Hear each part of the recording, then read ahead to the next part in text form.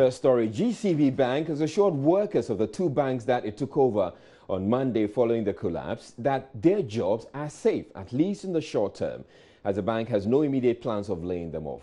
GCB Bank took over some assets of the UT Bank and Capital Bank in a move sanctioned by the central bank in a clampdown on the two banks without jeopardizing depositors' funds. For virtually all the employees of the two banks, the move came as a complete surprise, and many are yet to come to terms with the development. But GCB Bank, at a news conference on Tuesday, formally welcomed the new staff. Joy Business's Ebenezer Sabute has more.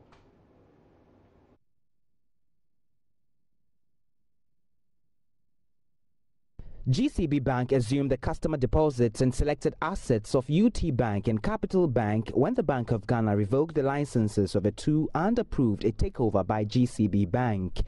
As he welcomed staff of the defunct bank, Managing Director of GCB Bank, Ray Soa, confirmed some staff of the company will be affected by a restructuring exercise to be undertaken. Welcome the employees of these two institutions into the GCB family.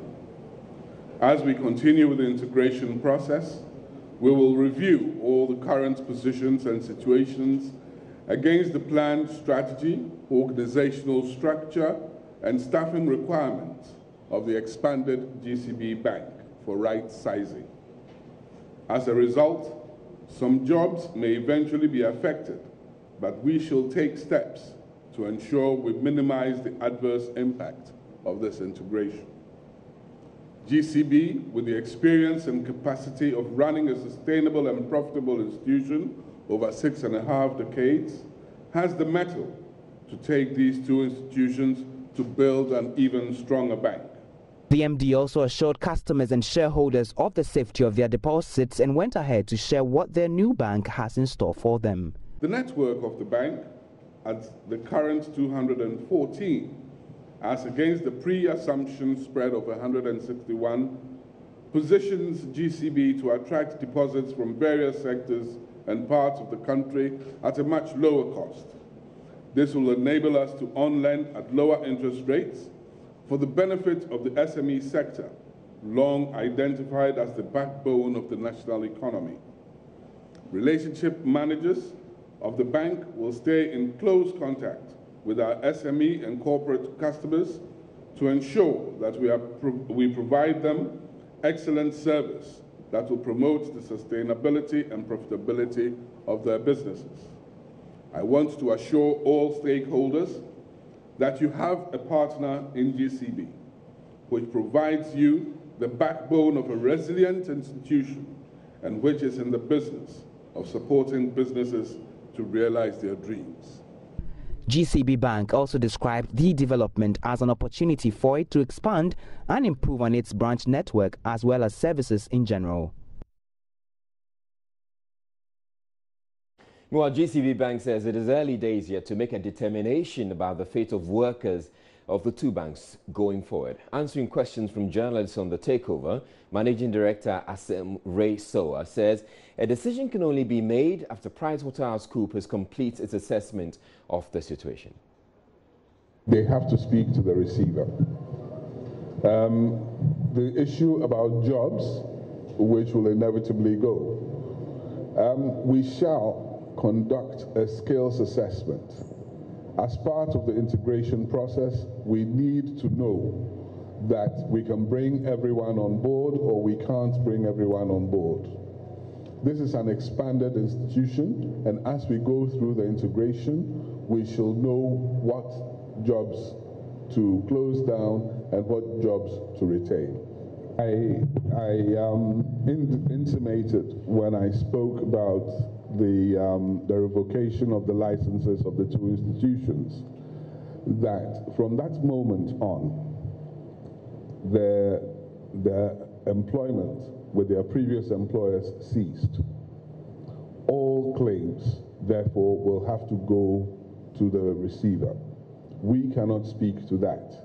What we can speak to is the fact that they are working with us for the moment. They are new employees of our institution, and therefore we shall look to see if we can keep them or if we can't keep them.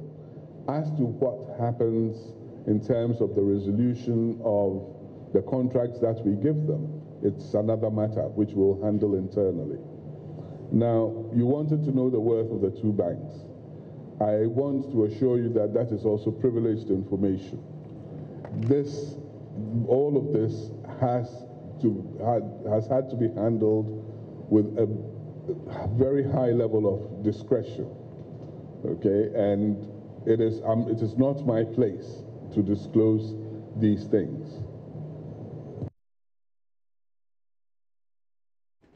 Well, the minority in Parliament is daring Vice President Dr. Mahmoud Bawumia to make known to the public the other banks that are in distress and likely to collapse, just like the two that were shut down by the Bank of Ghana on Monday. Dr. Mahmoud Bawumia, as a vice presidential candidate in the run-up to the 2016 election, had indicated at a lecture that a total of 8 banks were about to go bust due to the poor management of the economy by the erstwhile John Mahama administration. He made reference to the quality asset review of banks, which indicated a number of them were in dire straits.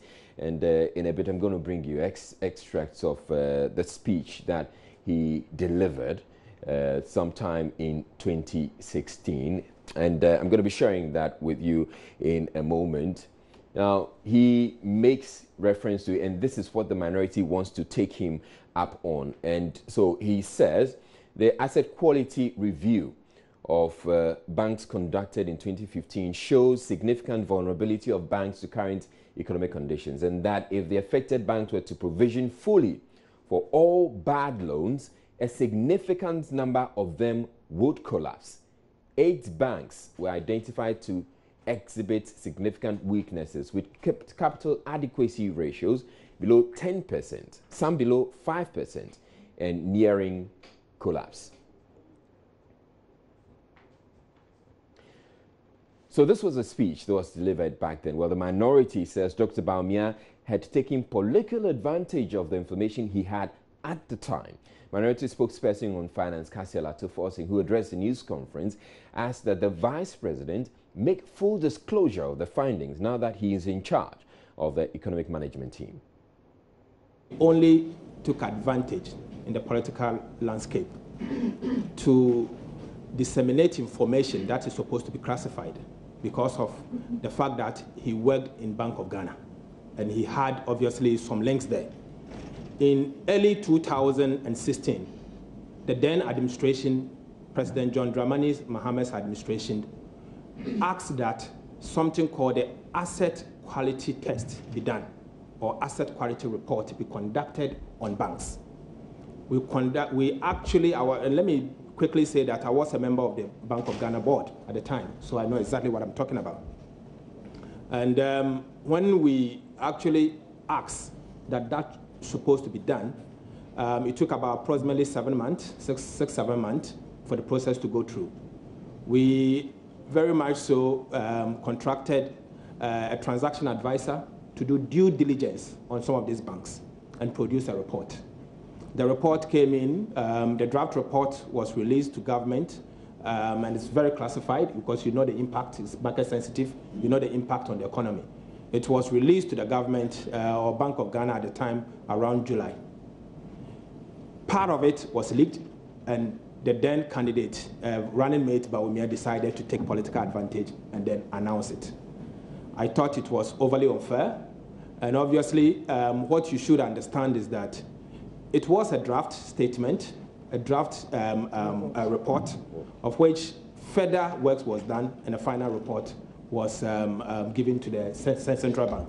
So let me say that, yes, some information, like the 8 banks, was a draft one, but I'll still challenge him that since he now has the actual information, can he inform this republic how many banks are threatened? Can you go back to him and ask him that I, Atoforce, and I'm asking him, since he's now the chairman of the economic management team, to inform this republic how many banks are threatened under his stewardship?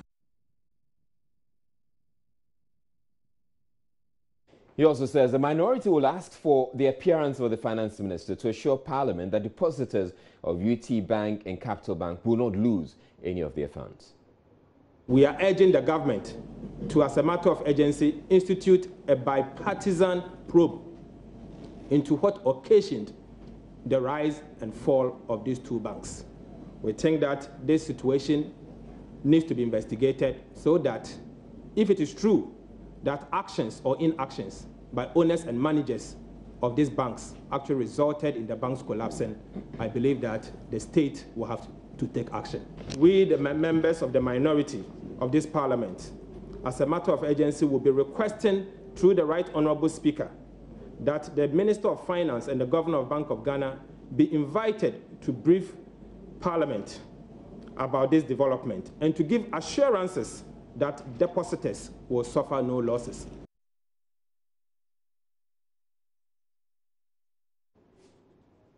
All right, so it's been over 24 hours since this announcement was made, and certainly there are serious implications on the banking sector. We're not done with the story yet. We'll be bringing you some analysis on this with somebody who has deep insight in the banking industry, Dr. Daniel Sedo. He's standing by, and we're going to be speaking with him. But right now, we're taking a break. We'll be back with Joy News.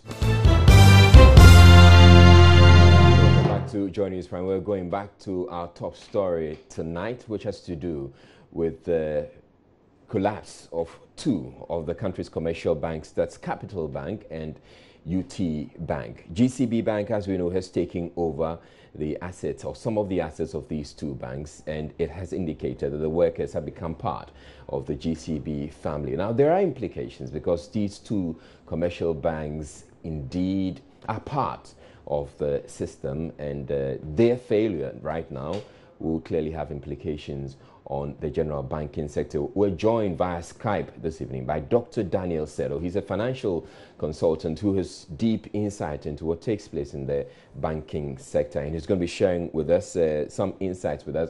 Thank you for joining, making time to join us, Dr. Sedo. You're welcome.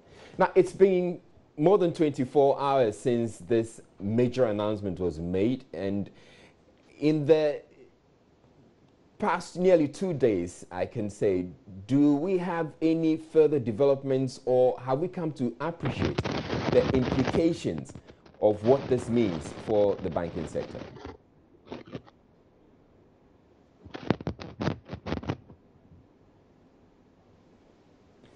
Okay, Dr. Sector, I'd like to repeat myself. Now, I'm saying that it's been quite a while since this announcement came, and clearly there are ramifications for the banking sector. Have we come to appreciate what it means, considering that the failure of these banks would have some impact on the general banking sector?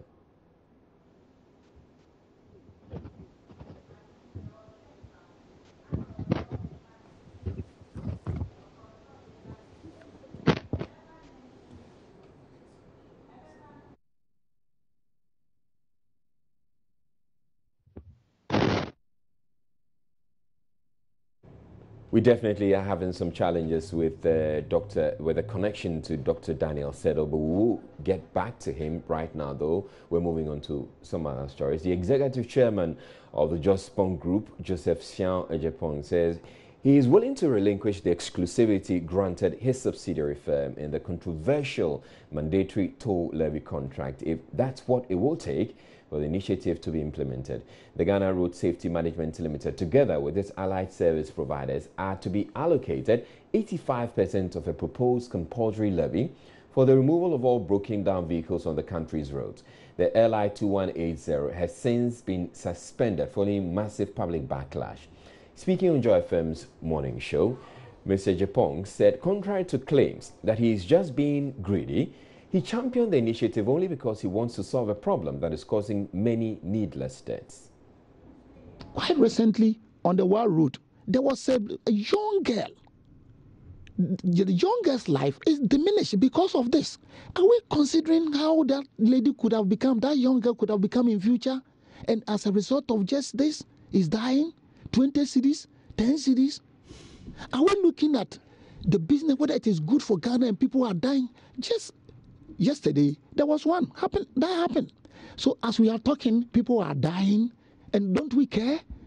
But this is the problem that some people have with you, Mr. Ejepong, that look, so there's a problem. The problem needs to be solved. You've come along with a solution, but this is a solution that requires every Ghanaian who owns a vehicle to pay your company. I mean, 85% of what is paid is going to you, one company. Do you see why people consider it to be an opportunist arrangement? What I would say that those who have the assumption are not telling the truth. The model of this project and the contract is a public document. Everybody should look at it. That we have about 300 subcontractors operating. And as I speak on record, that there are many people coming that have invited them.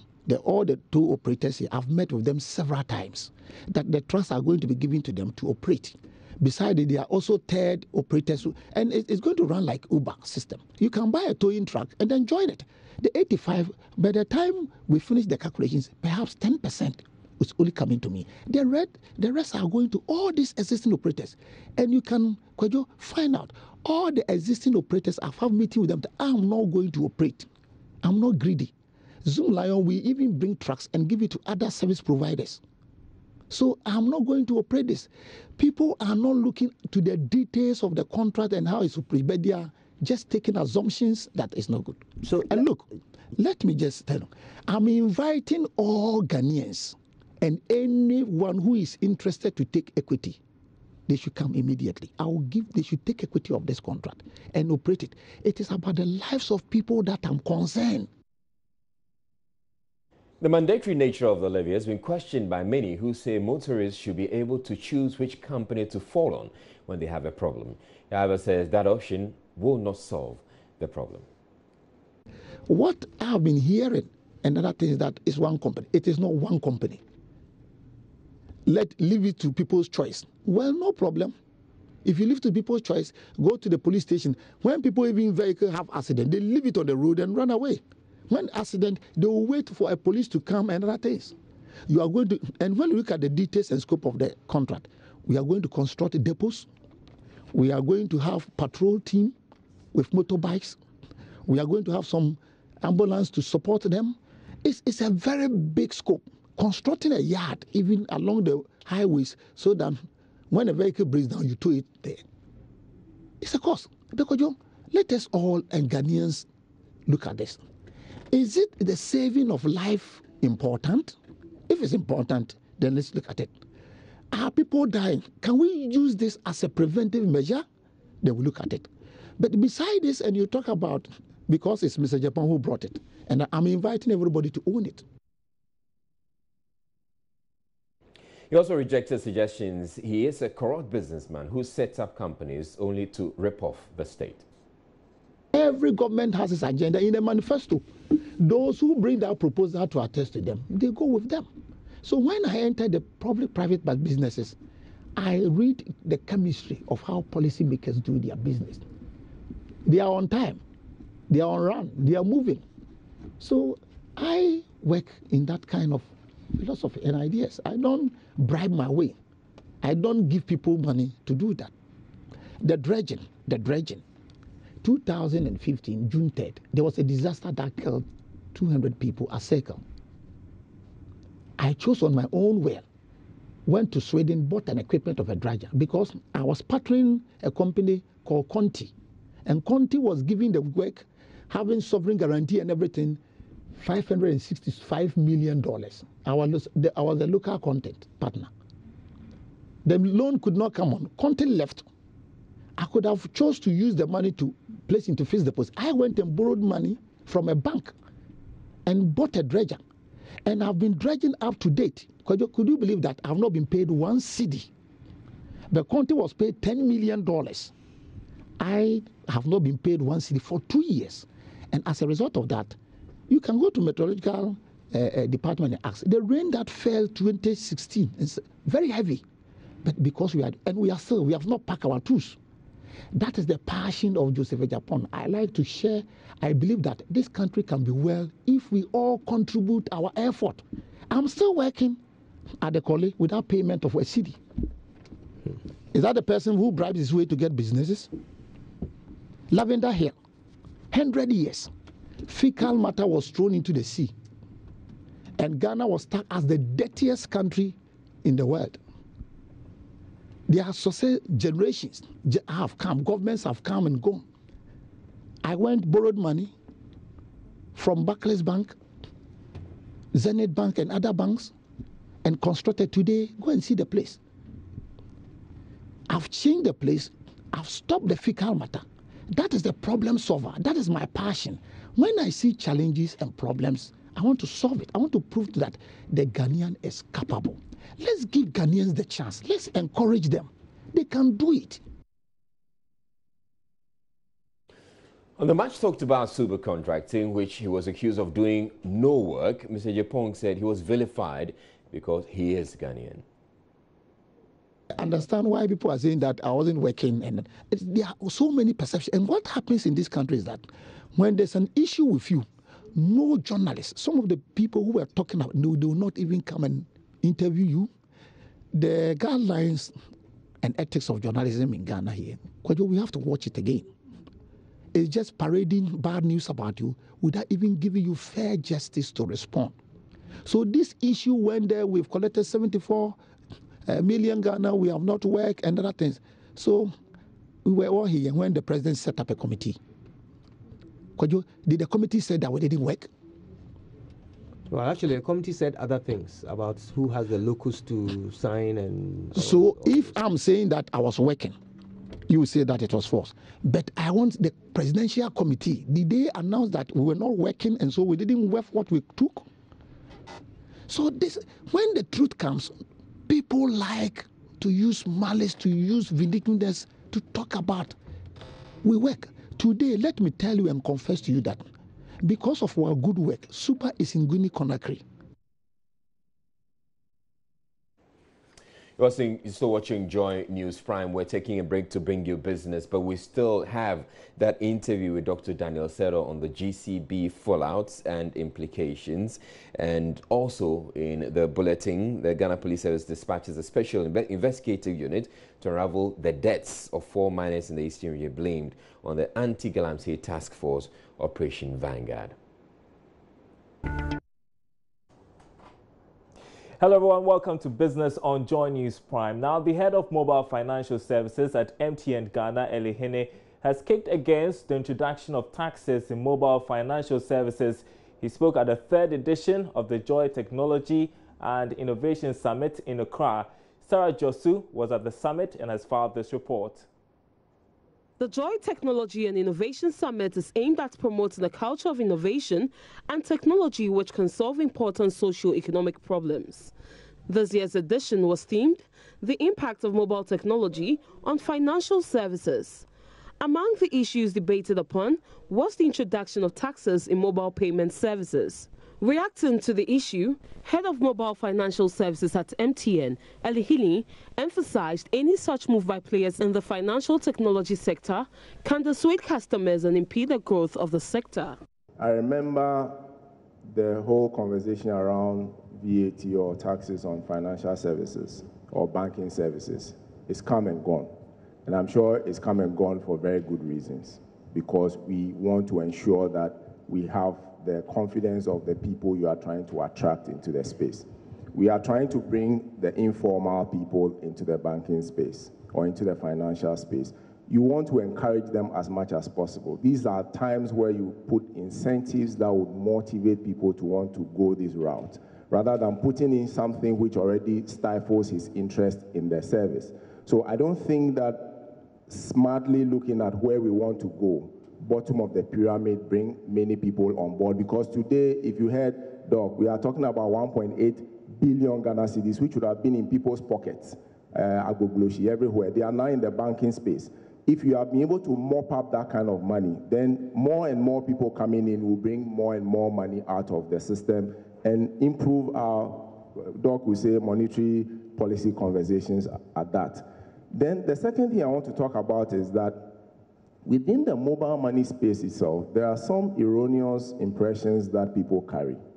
When people see mobile money transaction values, either they interpret it as revenue or they interpret it as all earning fees and commissions. But that is wrong.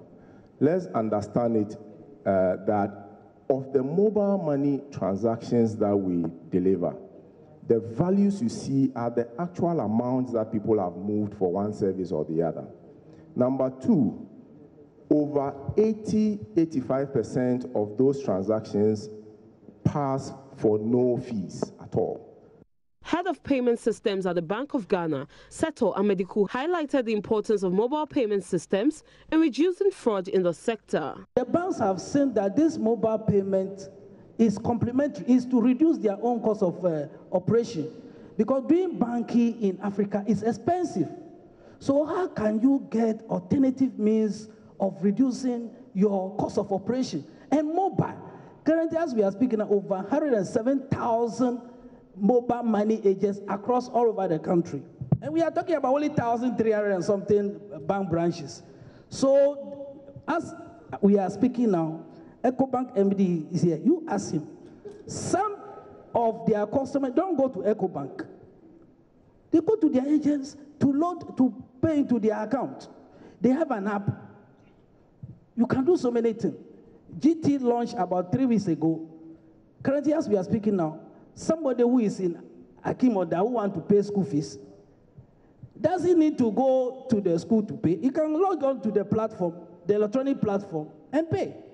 So please, a lot are happening. I believe that even in a year's time, when you hold the same program, float will be in excess over 2.5 billion, 3 billion. Looking at where we are coming from, the year ended about what level, and we are already in August. July data hasn't come.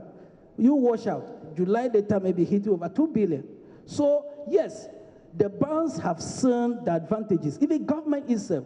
One thing good for the central bank now is that we've got a strong government support for electronic payments. Government, per its own announcement, said that they want to promote electronic payments because they've seen that it will reduce fraud and then save them money. The summit brought together some of the country's IT professionals and business leaders in the financial technology space. Now, the Securities and Exchange Commission has begun investigations into the takeover of UT Bank by GCB Bank. This is the latest information Joy Business is picking from sources close to the Commission. The following Business Desk report has more on what we know. Sources say the investigations would look whether the interests of investors were not protected in the transaction and what can be done to ensure going forward the investments of investors were safeguarded. They are, however, ruling out an inquiry that would be seeking to find fault with any of the interested parties. Joy Business understands they want to do everything to protect investors and ensure that nobody loses out during this process. Persons close to these meetings have also maintained that it looks like the Bank of Ghana did nothing wrong in approving the deal because under the current laws they can. Sources say a final report by the regulator of the capital market could be issued before the close of this week.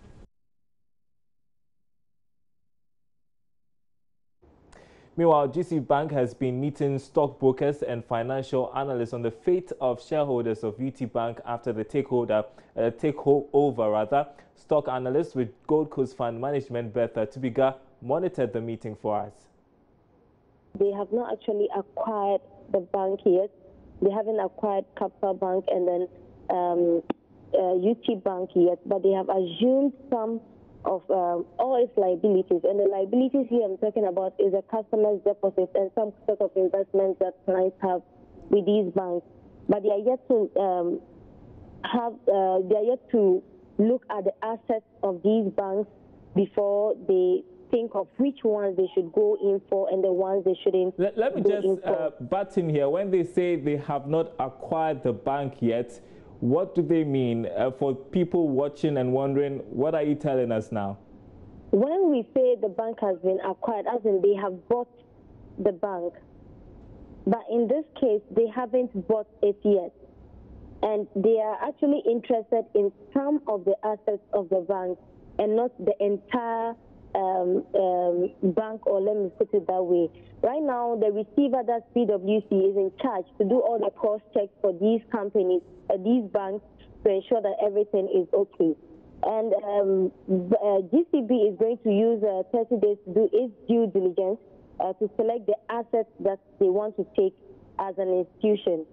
And they are not actually, when it comes to the shareholders, they are not taking responsibility of the shareholders of UT Bank that's listed on the stock market. And we know now UT Bank license has been revoked, it's been taken, and they can't operate. So GCB is stepping in as a bank to actually make banking operations go on. That's why they have assumed the liabilities, as the customer deposits and other investments that clients would have had with these two banks.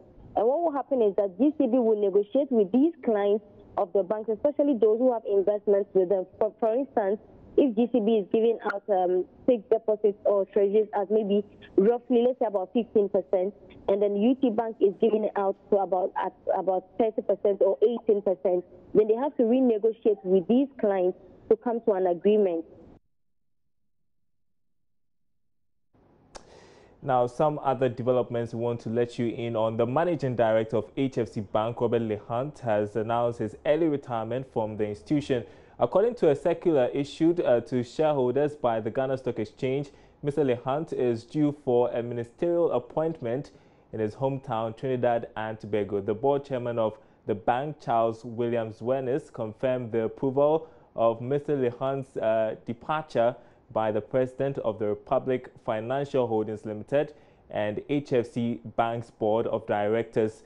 He further noted that the appointment of a new managing director would be announced shortly to ensure a smooth transition. The board chairman reaffirmed Republic Financial Holdings Limited's long-term commitment to Ghana and Sub-Saharan Africa, adding, quote, "The group will continue with the execution of its strategy towards the success of HFC Bank," end of quote. According to Mr. Zwenes, the bank has made significant strides under the leadership of Robert Lehant. He noted the recent achievement of bringing the bank back to profitability with a historic half-year performance. He said the bank was very pleased that Mr. Lehant's initiative of retooling the bank and the enthusiasm he brought to bear no doubt brought the bank to success. He says that they have no doubt about Mr. Lehant's future successes and they stand hopeful and excited for the next chapter. The statement adds that the board will in due course communicate to the market the replacement of Mr. Lehant.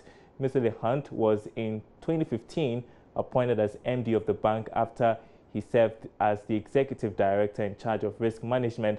This followed the exit of Asare Kufu from the institution following the takeover by Trinidad and Tobago Bank, that's Republic Bank. And that's it for business. My name is Daryl Kwao. More news after this break.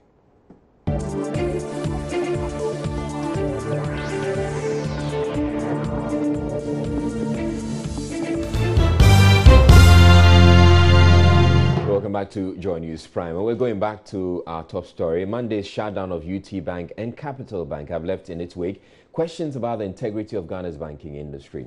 With indications that a few other banks could be in distress, many are wondering how safe their deposits are at the banks they do business with and which bank is next to go. Fortunately, I have been joined on Skype again by Dr. Daniel Settle, who has immense knowledge about the Ghana's banking industry, and he's going to be sharing some insights with us. Thank you once again, Dr. Daniel Settle, for making time to join us. And sorry about the earlier hitch.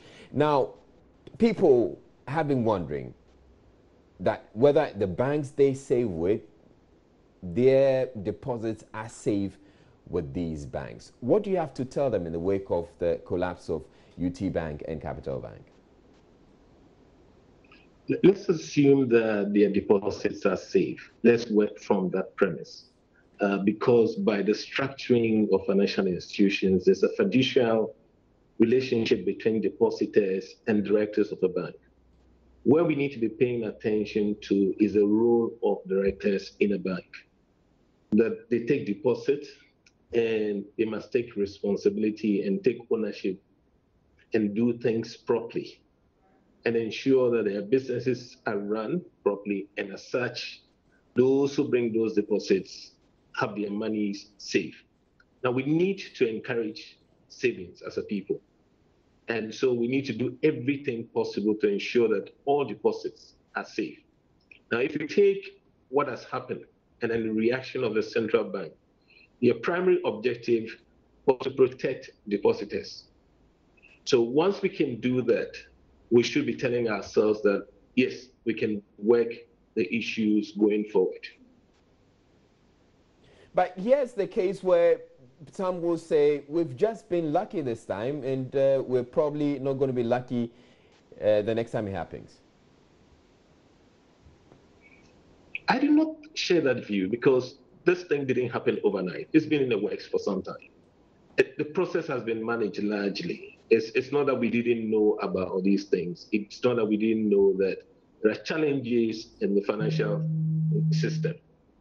Now, if we have an economy that is challenged, and if you have an environment where we do things in a way that makes us highly inefficient, these challenges will show. So it's nothing new. It's not something that was dumped on us all of a sudden. We knew about this, and I believe that the process was largely managed. Now, Dr. Sedo, you talk about the fact that the process was largely managed. Should we have managed this situation and allow it to fester all this while? Shouldn't the regulator have taken a much more decisive action way back to avoid getting to this point? Yes, at this point in time, everybody is talking about the regulator. But the regulators are not the first line of defense. We've appointed people as directors of banks. They are supposed to be knowledgeable people. They are supposed to be responsible people. Why wouldn't we be raising issues with directors instead of jumping straight away to the regulators? Now, if you look at us as a people, when the regulators move in swiftly, we respond, we kick against them. Additionally, also, a lot of this issue moves beyond just regulation, but a larger economy.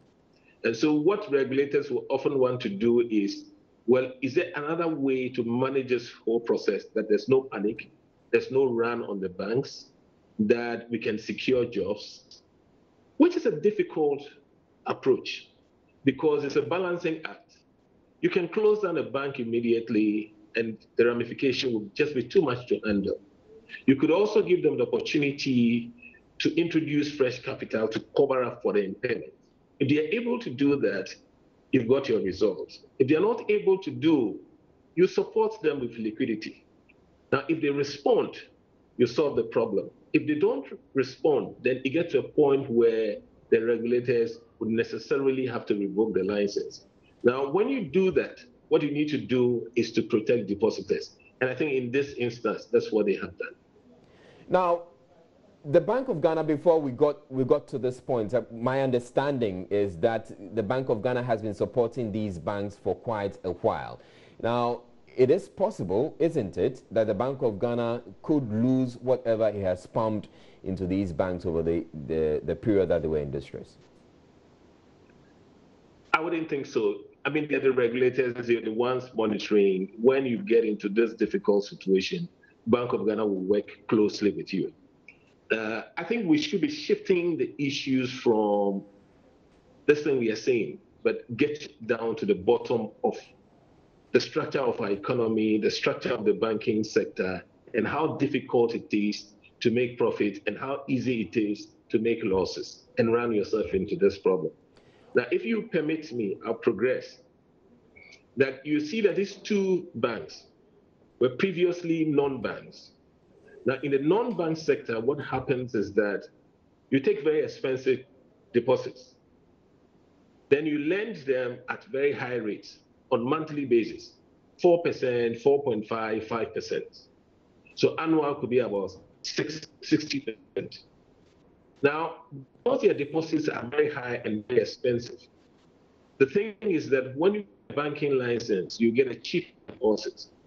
Now, they get this license, then only to realize that a deposit, after all, wouldn't come cheap. And so they take very expensive deposits. But on the other side of lending, now you cannot lend at 4% per month, but you would have to be doing, let's say, the 33, the 35% per annum. So therefore, the margin for them now becomes so thin.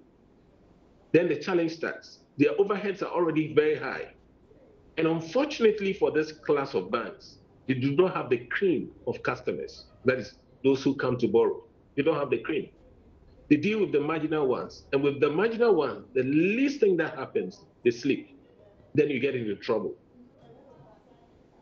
Subsequent to that is the honesty and the boldness to say, let me start making the adequate provision because the facility I've given is a very risky one.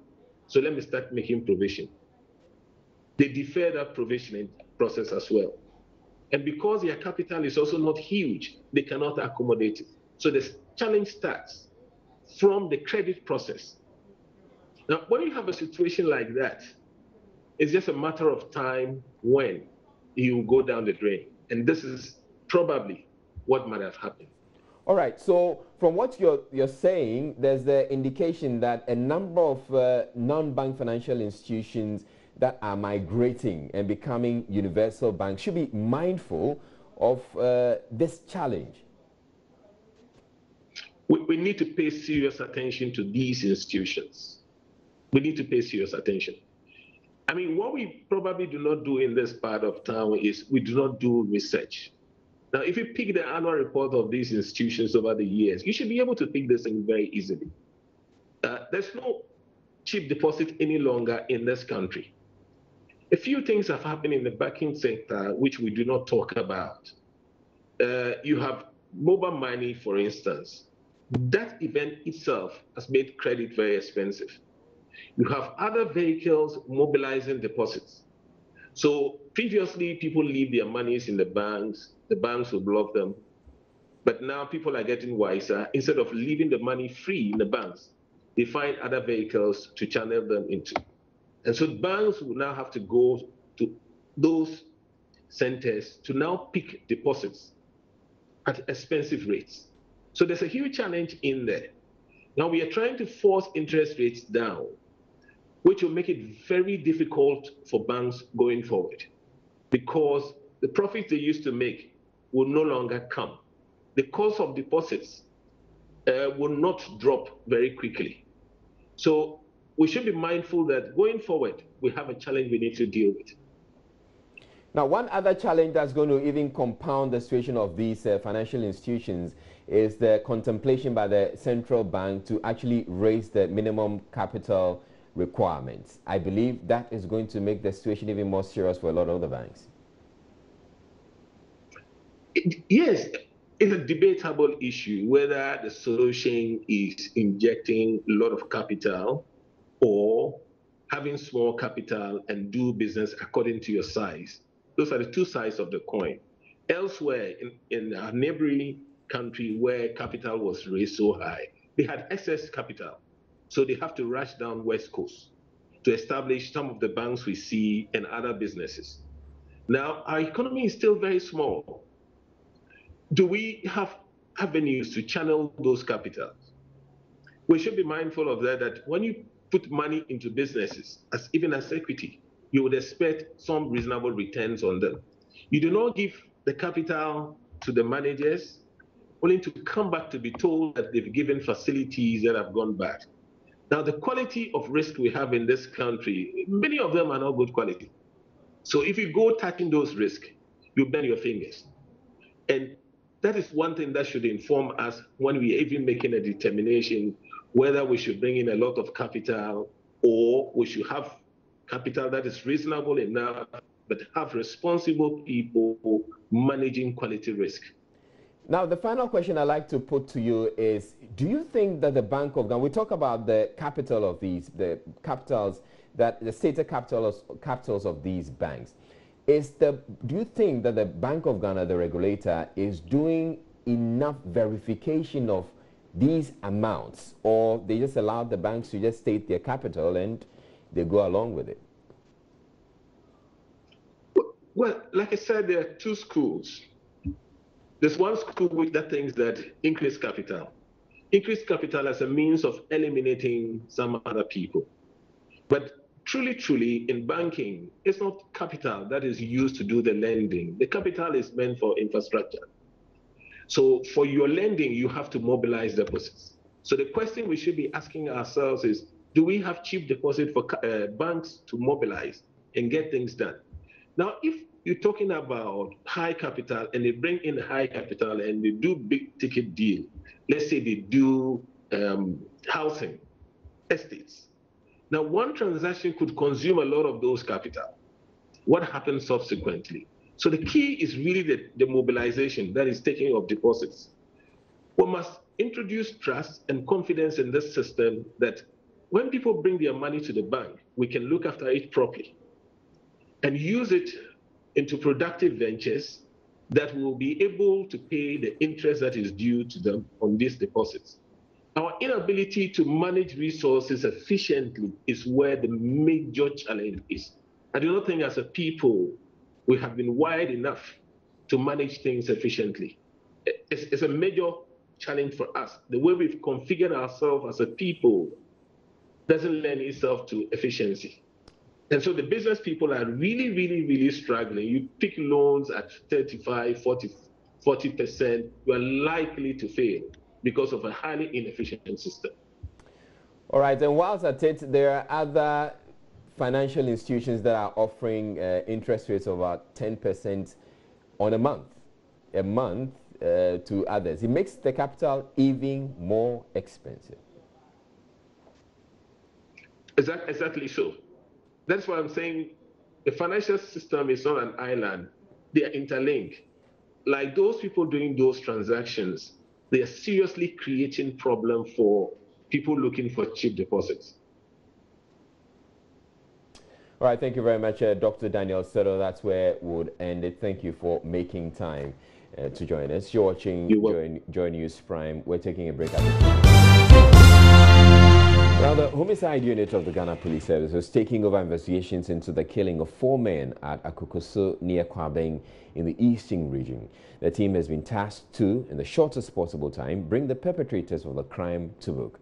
The victims, suspected to be illegal miners, were killed last weekend. Eastern Region correspondent Maxwell Kudoko meanwhile reports the Regional Security Council has been engaging various stakeholders on the work of the Anti-Galamsey Task Force in the region.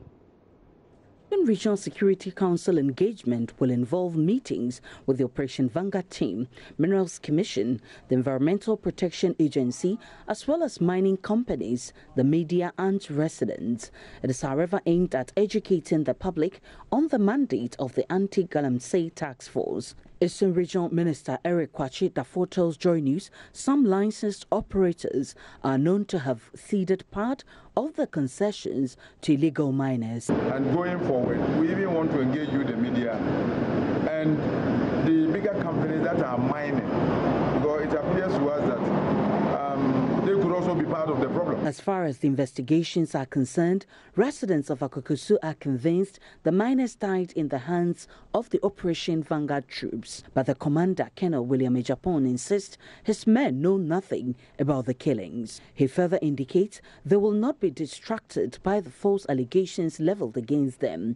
As part of our mandate, we are very much aware of the rules of this country. For this incident that is supposed to have happened at Akukusu, I want to say it once again, rest assured that this Vanguard, neither police or military men were involved with this particular incident. The police team expected to investigate the miners' deaths have meanwhile arrived in the town to begin work. Maxwell Kudeko's report for Joy News. Well, the minister has condemned, the Lands and Natural Resources Minister has condemned some of the excesses of the Operation Vanguard Task Force, such as the burning of seized excavators. He spoke with John Pitame, who spoke with Joy News' Latif Idris, who started off by asking him if his ministry sanctioned the extrajudicial killings the task force is being accused of. Not at all. I don't think that is. There's nothing of that happening at all.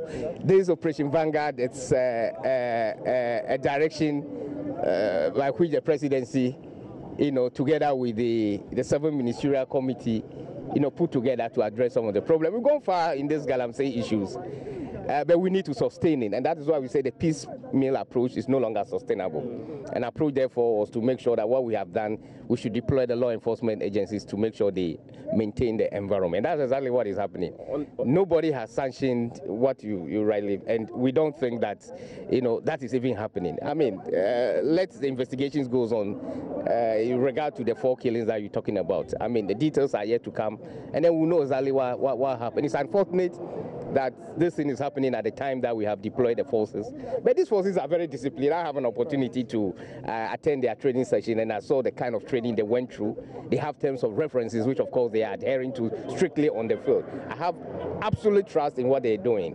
And if lapses some occur and people might want to attribute to them, I don't think I'm in a position to answer that, but I have trust that what they are doing is right, and we need to encourage them to go ahead. Is shooting to kill part of the, terms of reference? Never part of the terms of reference, and I don't think that's exactly what they are doing. I said that as times unfold itself, details of those events and actually what happened will be brought to book, and we'll let Ghanaians know exactly what happened.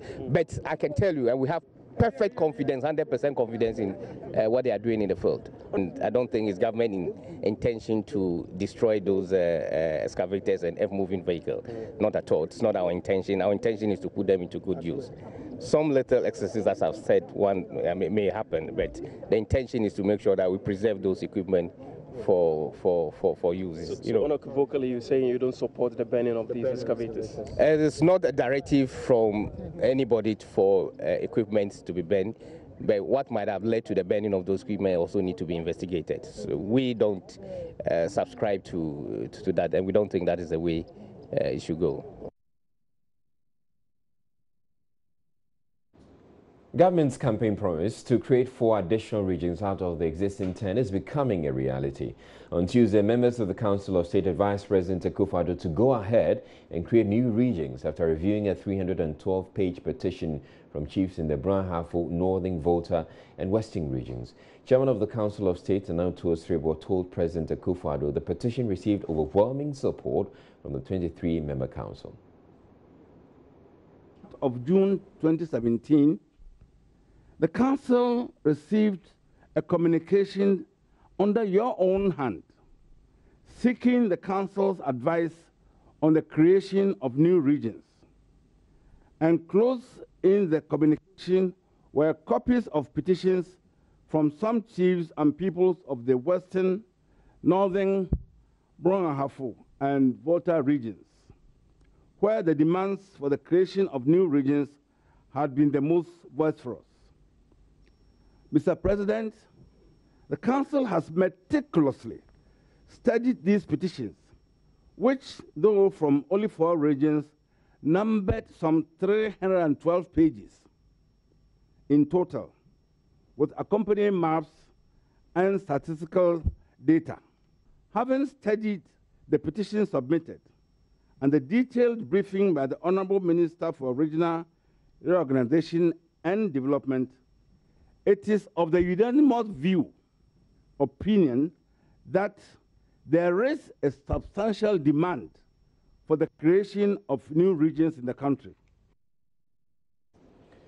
President Akufo-Addo commended the Council for their determination to work closely with him in the interest of the nation. He told members of the Council he would set up a commission of inquiry as soon as possible to begin the process of creating the new regions. My letter to you was dated the 29th of June, and today is the 15th of August. The letter is dated the 15th of August, which means that basically the 312 pages, you've had 6 weeks to deal with it.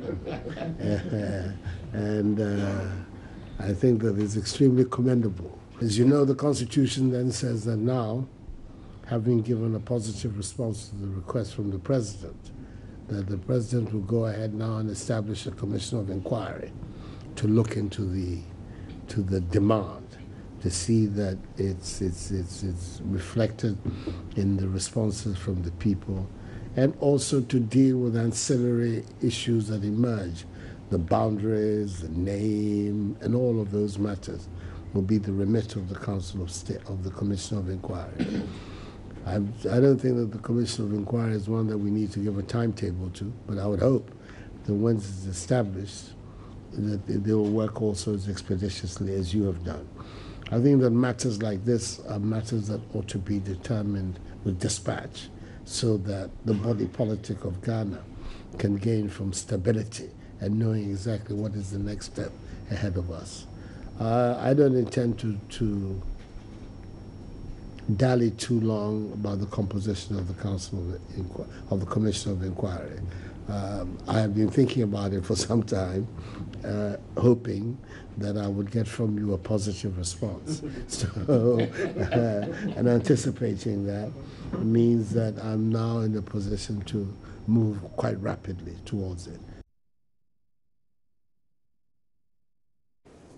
It's a land of gold engulfed in controversy between local miners and Chinese who are providing technical support to local miners. When the controversy deepened following the death of 7 local miners this year, fears grew that there could be a standoff and government had to intervene. Today on Joy News Agenda, which focuses on Galamsey, Upper East Region correspondent Abesore chronicles events in the talented district town of Gbani, where locals in the area are constantly at loggerheads with the foreign mining firm Shangzi Mining. Gbani, a large farming community rich in gold. Like all mining areas in Ghana, Gbani has a mix of all manner of persons constantly prospecting for gold. There are the legal mining entities and, of course, the illegal miners, popularly known as Galamsey operators. The pollution of water bodies and the destruction of land surfaces, which typically characterize Galamsey operations, are missing here at Gbani because the mining here is done underground.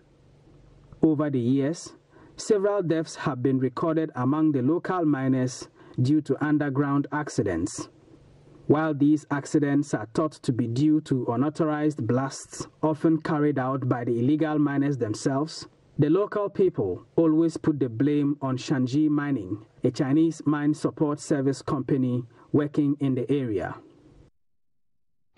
Since 2013, many young men, including Sefas Bazinwamit, Nambok Yao, Tahiru Yusufu, Boazo, among others, had perished through deliberate blast poisoning. Shangzi Mining Ghana Limited practices bad mining against the standard regulation. They blast unannounced. This was Charles Boazo, a youth leader at Gbani, addressing a press conference in May this year, few days after 7 miners had been killed inside an underground pit near the concession where Shangji Mining operates. The Shangji Mining Company denied responsibility for the deaths of the miners, but government subsequently directed the company to suspend operations to allow investigations into the matter. However, that did not put an end to the controversies between the local miners and the Shangji Mining Company. Last week, some workers of the Shangji Mining Company told Joy News, while they were underground on routine checks, they were attacked by some illegal miners. So when we were there, the Galamsey boys entered inside. We shouted at them and we arrested 3 of them. So we asked one of our workers to take them out and come back because some were inside. So the Galamsey boys, some ran out and have to organize their boys inside again. So before we realized, there were like 50 people inside. There were many, and that night we can't count them, but there were many, and they have to beat us. When we saw them, then we were waiting for them to come so that we would talk to them. After they came up, then one person came up, we were able to get in so that the security men took them up. Then from that one, because of the reaction of other people, the remaining one came and they started attacking. So that is why I have this. When Lands and Natural Resources Minister John Peter Mewu paid an official visit to Gbani, operators of Shangji Mining explained that the activities of the Galamsey operators were the cause of the numerous misunderstandings. These peace have been deepened dangerously deepened to our underground workings, and they use them as entry pits to the workings we have underground.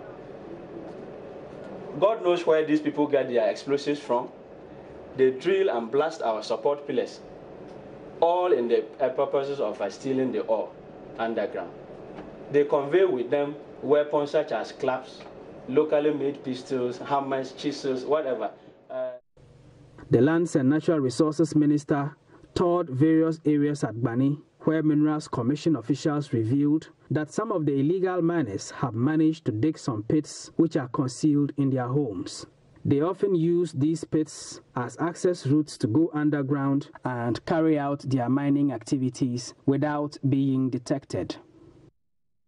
Illegal miners are able to create their own shafts to access the ore bodies of this mining company.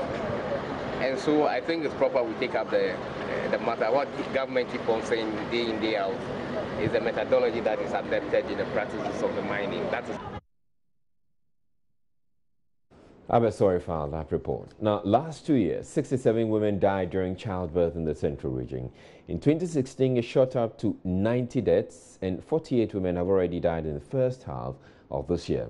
The difficulty health officers in the central region are facing had to do with getting more community health nurses to visit the villages and provide maternal care to pregnant women there. Addressing the mid-year review meeting of health officers in the region at Cape Coast Tuesday, Health Minister Kweku Agyeman-Menu demanded that all interventions are activated to reduce the figures. He has fears Ghana may lose donor support for the fight against maternal deaths should the situation deteriorate any further. Programs that we are running in the districts and the regions, MAF, MCHIP, the Global Fund programs, TB and HIV and malaria and all those things. The indications are that outcomes are not satisfactory, especially maternal and infant mortality, neonatal deaths. You are aware, you are doing your review, you know statistics and you know where they are coming from. I'm pleading with you. If you give money to your son or daughter to go and pay school fees and learn and come home with good grades, and he comes with 9 Fs, you will not be happy with such a child, will you? So people donate funds to us. We sit down with them, identify activities, programs we're going to run to achieve certain targets, outcomes you come. And if they come and assess us, and it's like it's not satisfactory, we'll have spent their money. Would they be motivated to continue to bring us some more funds to do what with?